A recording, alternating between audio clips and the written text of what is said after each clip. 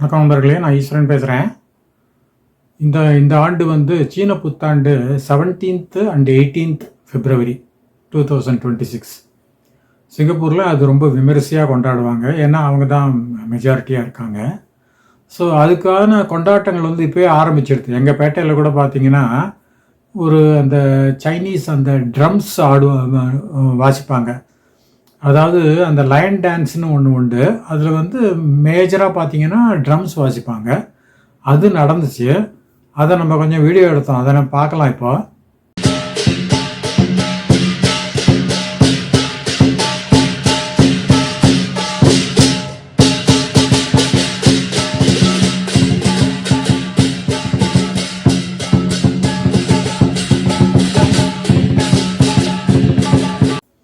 இந்த ட்ரம்ஸ் வாசிக்கிற பாரம்பரியம் சுமார் 1500 ஆண்டுகளாக இருக்குது அப்படின்னு சொல்லியிருக்காங்க.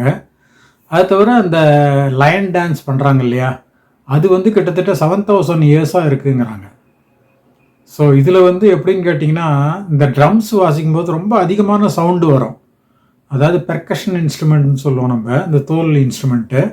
அது ரொம்ப அதிகமான சவுண்டு வரும். அந்த எதுக்குன்னு கேட்டிங்கன்னா, அந்த தீய சக்திகளெல்லாம் விரட்டுறதுக்கான். அந்த சத்தத்தை கேட்டே அந்த தீய சக்திகள்லாம் ஓடி போயிடுமா. ஆனால் நல்ல ஆன்மாக்கள் வருமா. அதுக்காக தான் சத்தமாக வாசிக்கிறான். கண்டினியூஸாக 20 minutes 30 minutes வாசிப்பாங்க. ஃபுல் ஸ்ட்ரென்த்தில் வாசிப்பாங்க.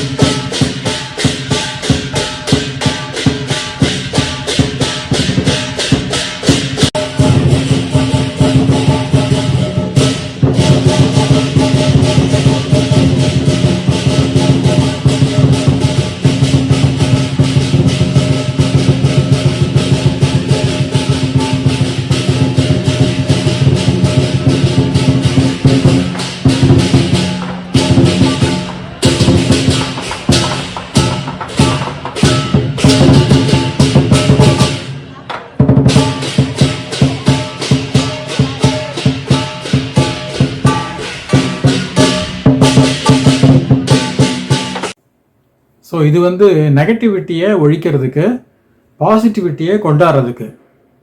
அதாவது இந்த டயத்தில் அதிர்ஷ்டம் நம்ம கதவை தட்டுமா, நம்ம அதை வரவேற்கிறதுக்கு தயாராக இருக்கணுமா. அதனால தான் சைனீஸ் நியூ இயர் கொண்டாடும் போது அந்த ரெட் பேக்கெட்னு ஒன்று கொடுப்பாங்க. ஹம்பாவ்னு பேர். இதுக்கு சிவப்பு கலரில் ஒரு பேக்கெட் இருக்கும். அதில் கொஞ்சம் கேஷ் வச்சு கிஃப்ட் மாதிரி கொடுப்பாங்க. அப்புறம் ரீயூனியன் டின்னர் அப்படிம்பாங்க. அந்த மாதிரி நிறைய சடங்குகள்லாம் இருக்குது. இதெல்லாம் பார்த்திங்கன்னா ஒரு ப்ராஸ்பெரிட்டி, அப்புறம் கோஆப்ரேஷன், குட் ஹெல்த்து, நல்ல விஷயங்களுக்கு தான் எல்லாம் பண்ணுறாங்க.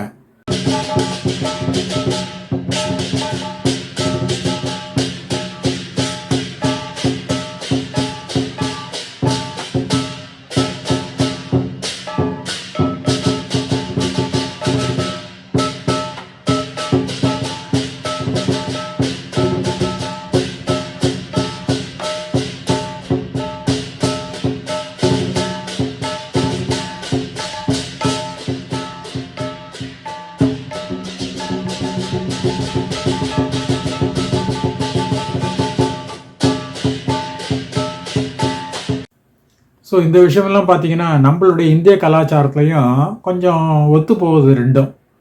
ஏன்னா நம்மள்கிட்டையும் அந்த நாயனம் வாசிக்கிறதுன்னு சொல்லுவோம். அதாவது நாதஸ்வரம், மேளம், ஒத்து ஊதுறது, இந்த மாதிரி நிறையா இன்ஸ்ட்ருமெண்ட்ஸ் எல்லாம் இருக்குது.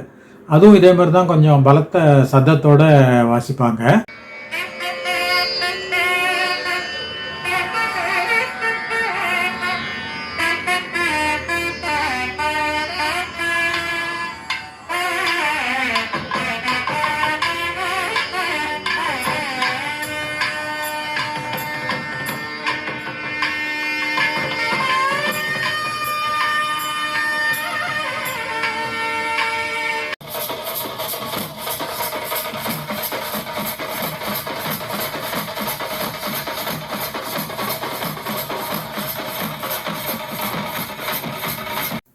குறிப்பாக இந்தியாவில் திருமணங்களில், சவுத் இந்தியாவில் இந்த நாயனம் வாசிக்கிறது ரொம்ப முக்கியமான ஒரு அம்சம். அதுவும் குறிப்பாக அந்த தாலி கட்டுற டயத்தில் பார்த்தீங்கன்னா கெட்டி மேளம் அப்படிம்பாங்க. கெட்டி மேளம்னா படபட படபடன்னு அடிப்பாங்க. அது எதுக்குன்னு கேட்டிங்கன்னா, அந்த டயத்தில் தாலி கட்டுற டைம் வந்து அது ரொம்ப ஒரு முக்கியமான நேரம் அது. அந்த தம்பதியருக்கு அந்த முக்கியமான நேரம் மாத்திரம் இல்லை, ரொம்ப ஆஸ்பிஷியஸானது கூட அது. ஸோ அந்த டயத்தில் எந்த விதமான நெகட்டிவ் சவுண்ட்ஸும் வரக்கூடாது. ஏன்னா சம்டைம்ஸ் கல்யாணத்துக்கு வர்றவங்க அரட்டை அடிப்பாங்க, என்னமான்னு சொல்லுவான், ஏயா என் பணத்தெல்லாம் அவங்ககிட்ட கொடுத்து நான் தாலியாக இருக்கிறதா அப்படி அந்த மாதிரி சொல்லுவான். ஸோ இந்த மாதிரி வார்த்தைகள்லாம் வெளியில் வரக்கூடாது, கேட்கப்படக்கூடாது அப்படிங்கிறதுக்காக சில பேர் தும்மல் போடுவாங்க. இதெல்லாம் வந்து ஒரு சரியான ஒரு விஷயம் இல்லை இந்த மாதிரி ஒரு முக்கியமான தருணத்தில். அதனால தான் அந்த கெட்டி மேளம்னு ஒன்று வச்சுருக்காங்க நம்மளதில். அதே மாதிரி பார்த்தீங்கன்னா நையாண்டி மேளம்னு ஒரு சிஸ்டம் உண்டு. குறிப்பாக அந்த கிராமப்புறங்களில் தான் பண்ணுவாங்க. அதாவது தெய்வங்களை வரவேற்கிறதுக்கான அந்த நையாண்டி மேளம்.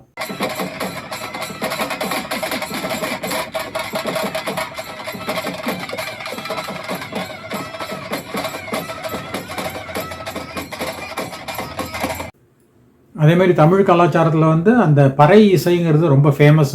அதுவும் ரொம்ப வருஷமாக இருக்குது. அதுவும் இதே மாதிரி தான் நல்ல சவுண்டோடு வாசிப்பாங்க. அதுக்கெல்லாம் உடம்பு ஸ்ட்ரென்த்தும் வேணும். ஏன்னா கண்டினியூஸாக வாசிக்கணும், ரொம்ப பயங்கரமான ஒரு ஸ்ட்ரென்த் இருக்கணும் அதுக்கெல்லாம். அதே மாதிரி கேரளாவில் பார்த்தீங்கன்னா சண்டை மேளம்னு ஒன்று சொல்லுவாங்க. அவங்களதும் இதே மாதிரி தான் ரொம்ப கண்டினியூஸாக வாசிச்சுட்டே இருப்பாங்க.